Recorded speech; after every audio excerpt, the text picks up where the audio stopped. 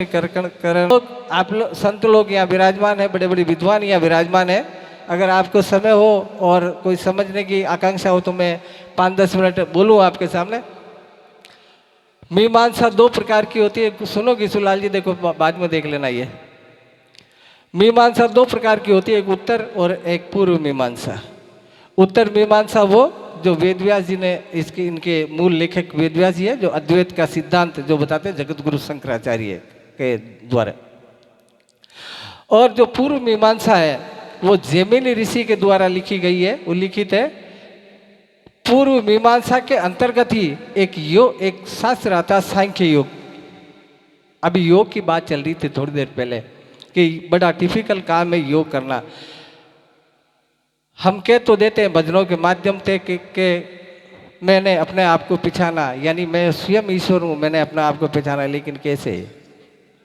योग के द्वारा पॉसिबल ही नहीं है, संभव ही नहीं है। अब योग कई प्रकार के होते हैं, हठ योग, भक्ति योग, ज्ञान योग, लय योग, राजयोग। गीता पढ़िए आप, पूरे 18 योग मिलेंगे। कहाँ से करें, कौन सा करें? तो मैं आपको सबसे सरल जिसमें मैंने डिग्री करी है वो आपको समझाता हूँ और आपको अच्छी तरह समझ में आएगा। आप सुनिए। आप उस योग में न तो आपको कुछ करना है, आपको जो करना है सिर्फ उस पर नियंत्रण रखना है। और इसको आप अच्छी तरह सुनिए। आप सुनो तो नहीं तो फिर आगे भजन वालों को दे दो। हाँ, तो सांख्य योग देखो, आप अगर इसी में उलझ गए हो तो मैं इसी का डिस्कशन कर देता हूँ। पहले मैं जो बता रहा हूँ वो बड़ी अद्भुत चीज़ है, अनमोल चीज़ है, इसको सुनिए आप। उस पर तो अपन डिस्कस, मेरे नंबर ले लेना आप। सांख्य योग होता है संख्या के आधार पर परमपिता परमात्मा की अनुभूति करना। हठ योग का मतलब होता है शरीर के साथ हठी माने जबरदस्ती, शरीर के साथ जबरदस्ती करके परमपिता परमात्मा की अनुभूति करना। राजयोग कहते हैं राजा की तरह बैठे रह के भी परमपिता परमात्मा की अनुभूति करना। भक्ति योग आप सब लोग जानते हैं कि भक्ति करके परमपिता परमात्मा की अनुभूति करना, जैसे मीरा ने करी थी, सुरजा जाटनी ने करी थी, सहजोबाई ने करी थी, कर्मा जाटनी ने करी थी, वाल्मीकि ने करी थी, बड़े बड़े ऋषियों ने करी थी ये। लेकिन जो सांख्य योग है, संख्या के आधार पर परमपिता परमात्मा को पाना नहीं है।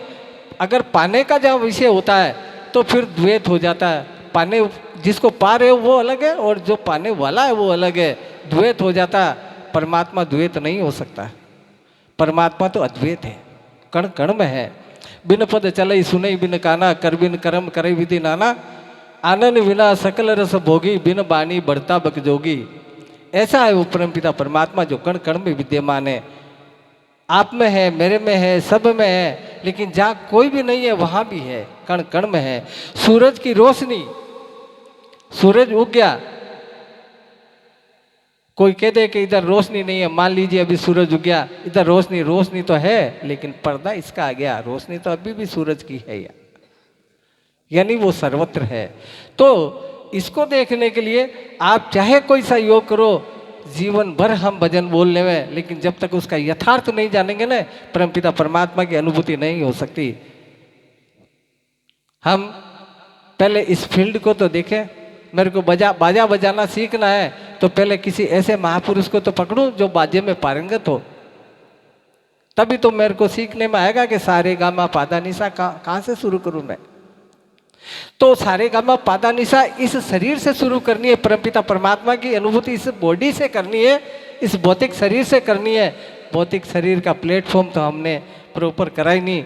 बात कर लेते हैं सीधी परमपिता परमात्मा की। कैसे बना ये शरीर, कौन है इस शरीर के अंदर, किन किन चीजों का समावेश है इस शरीर के अंदर। क्या ये हमारा शरीर भी वही है जो द्वापर में कृष्ण ने अर्जुन को बताया था? क्या हमारा शरीर भी वही है जो माँ कौशल्या को राम ने बताया था, यशोदा को कृष्ण ने बताया था? हमारा भी वही है, ये साफ लिखा हुआ है गीता में। तो सबसे पहले मैं शरीर के बारे में आपको बता दूं कि ये शरीर जिसको हम शरीर मान रहे हैं, एक आदमी का नाम रामलाल है, मान लीजिए। वो अगर जिसको हम दैनिक भाषा में मृत्यु कहते हैं वो मर गया तो भी रामलाल तो उधर ही पड़ा ना, फिर भी उसमें से गया कौन? हम ये कह देते आत्मा निकल गई। प्रश्न ये है कि आत्मा थी कहाँ? तो आत्मा थी कहाँ? ये हीरादास जी महाराज का घर है। अब मैं पूरे अजमेर में ढिंडोरा पीटता जाऊं कि यार कोई हीरालाल जी महाराज का घर बता दो, तो ऐसे तो पॉसिबल नहीं है। कोई ना कोई कनेक्टिविटी देखनी पड़ेगी। तो सबसे पहले तो पांच तत्वों से निर्माण है इस शरीर का, भौतिक शरीर से। 5 एलिमेंट्स, 5 तत्व, आकाश, वायु, अग्नि, जल और पृथ्वी। ये तो बाहरी खोल है, ये तो मकान की 4 दीवारी है जो 5 तत्वों से बनी है। आकाश तत्व, वायु तत्व, अग्नि तत्व, जल तत्व और पृथ्वी तत्व। इसके बाद अंदर जाओ तो 10 वायु है, 5 प्राणवायु है और 5 उप प्राणवायु है। फिर और अंदर जाओ तो 3 करोड़ नसों का जाल है, लेकिन उसमें से 72,000 ही मुख्य है। 72,000 का ही गणना होती है हमारे शास्त्रों में। वैसे टोटल नाड़ियां तो 3 करोड़ है। 60 लाख तो सिर्फ इतने से हिस्से में है। जब आप किसी का कपाल क्रिया करने जाओ ना पिंडल में, तो उसके जब वो घीर वो डालते ना, तब बारीकी से आंख लगा के देखो, उसमें बाल से भी 1000 गुना बारीक बारीक चीजें निकल निकल के गिरेगी अगर बारीकी से देखोगे तो। मैंने मेरे जीवन में अच्छी तरह रिसर्च करा इसके ऊपर। तो 72,000 नाड़ियां। अब मैं 72,000 नाड़ियों के बाद अभी मक्कू जी महाराज ने मंगलाचरण गाए थे, 5 भजन गणेश जी का सबसे पहले गाया था, है ना। हमारे जो 7 चक्र है सबसे पहले गणेश ही आता है नीचे। गणेश से ही शुरू करते हैं। गणेश से शुरू करोगे जब भी तो ये भजन बोलते हैं। तो मक्कू जी ने बोला, फिर गुरु महिमा परापश्यंती वगैरह बोलते बोलते परमपिता परमात्मा की अनुभूति करने के तरीके बताते हैं। ऐसे ही शरीर के अंदर गणेश से शुरू करते हैं, जो मूलाधार जिसको बोलते हैं। मूलाधार का स्वामी गणेश है। उसके बाद ही ऊपर चढ़ते चढ़ते फिर वो सहस्त्रार। तो ये 10 वायु, 72,000 नाड़ियां, 7 चक्र, 60 लाख इसके अंदर नसें हैं। नाड़ियां और नसें अलग अलग होती है। नाड़ियां नसें होती है जो दिख रही है हमारे को, जैसे हरी लाल ये दिख रही है हरी, ये होती है नसें। नाड़ियां दिखती नहीं है। नाड़ियां अनुभव का विषय है, अनुभूति का विषय है। नाड़ियां कभी दिखती नहीं है।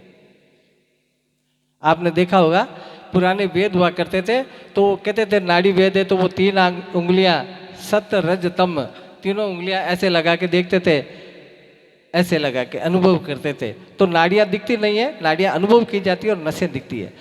तो खैर ये जो 72,000 नाड़ियां हमारे शरीर में है, 72,000 नाड़ियों में से अब इसको अगर मैं डिटेल से समझाऊं तो मैं 4 बजे तक ही नहीं समझा पाऊंगा, इसलिए मैं सूक्ष्मता से समझाता हूं थोड़ी सी देर और, कि इन 72,000 नाड़ियों में से 10 नाड़ियां प्रमुख है। अब सोचनीय विषय यह है कि 72,000 में से 10 नाड़ियां अगर अलग निकाल दी जाए और बाकी नाड़ियां अगर बंद भी हो जाए ना, तो मनुष्य की मृत्यु नहीं होती, कोई रोग हो जाता है। जैसे बाल तोड़ हो गया, जुकाम हो गई, खांसी हो गई, ये हो गया, वो हो गया, छोटी माइनर डिसीज, छोटी बीमारियां जिसका इलाज भी संभव है। लेकिन जो 10 नाड़ियां मैंने अलग से बताई आपको, उन 10 नाड़ियों में से वो प्रमुख नाड़ियां हैं। लेकिन उस 10 नाड़ियों में से भी 10 में से भी 3 निकाल दीजिए आप, बच गई 7 नाड़ियां अगर काम करना बंद कर दी तो पाइल्स हो जाएगी, नजर, आंखों की नजर चली जाएगी, कान का श्रवण शक्ति कम हो जाएगी, मुंह का स्वाद चला जाएगा, लेकिन आदमी मरेगा नहीं, जिसको हम दैनिक मृत्यु कहते हैं। जैसे संत लोग तो मृत्यु कहते ही नहीं है। तो अब उनको छोड़ दीजिए, फिर बची शेष 3, जिनका नाम है इड़ा नाड़ी, पिंगला नाड़ी और सुषुम्ना नाड़ी। भजनों के माध्यम से संत लोग हमें रात दिन चेताते हैं, लेकिन क्योंकि हम सुन लेते हैं, अनुभव करते नहीं है। कहना आसान है, करना कोई चाहता नहीं, इसीलिए परमात्मा उसके नजर आता नहीं। संत लोग तो कहते हैं, उनका धर्म है कहना लेकिन हम करें जब है ना, करते नहीं है, इसीलिए परमात्मा नजर आता नहीं। परमात्मा तो कण कण में। अब उसकी दयालुता देखो, परमपिता परमात्मा की दयालुता देखो कि नाक के अंदर जो 2 छेद दिए, हमारी नाक के अंदर, इनमें 3 वायु निकलती है। ये ईड़ा नाड़ी लेफ्ट हैंड साइड में बाईं तरफ का जो नाक का छेद है, इस वाला ईड़ा नाड़ी, दाहिनी तरफ का जो छेद है वो पिंगला नाड़ी, और दोनों का जो समान रूप से वायु निकलती है उसका सुषुम्ना नाड़ी। हर जीव का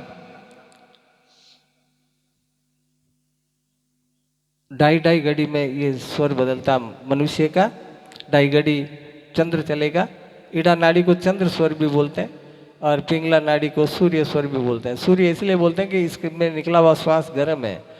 इसको चंद्र इसलिए बोलते हैं कि इससे निकला हुआ श्वास ठंडा है।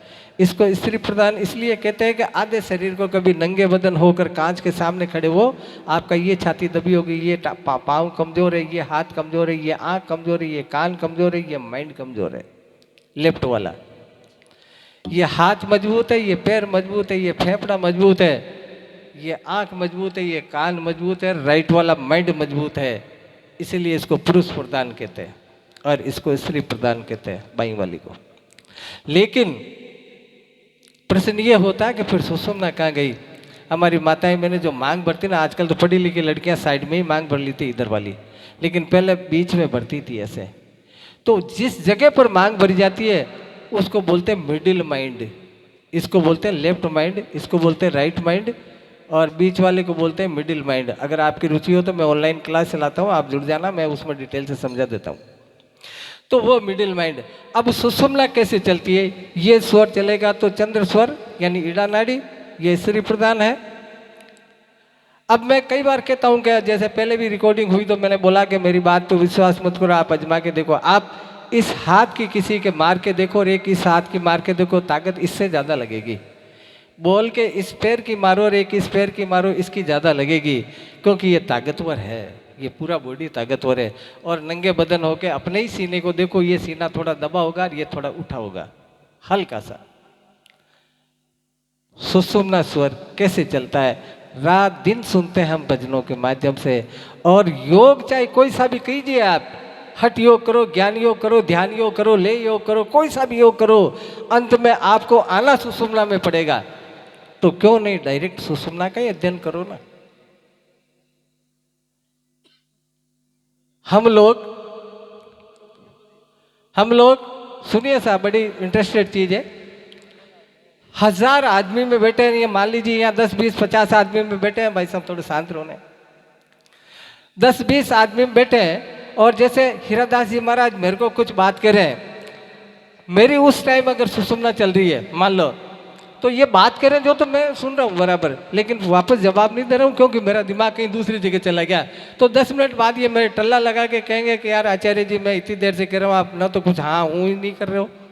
मैं कहूँगा महाराज पता नहीं आप कह रहे थे, लेकिन दिमाग पता नहीं कहाँ चल गया था। वो समय होता सुषुम्ना का,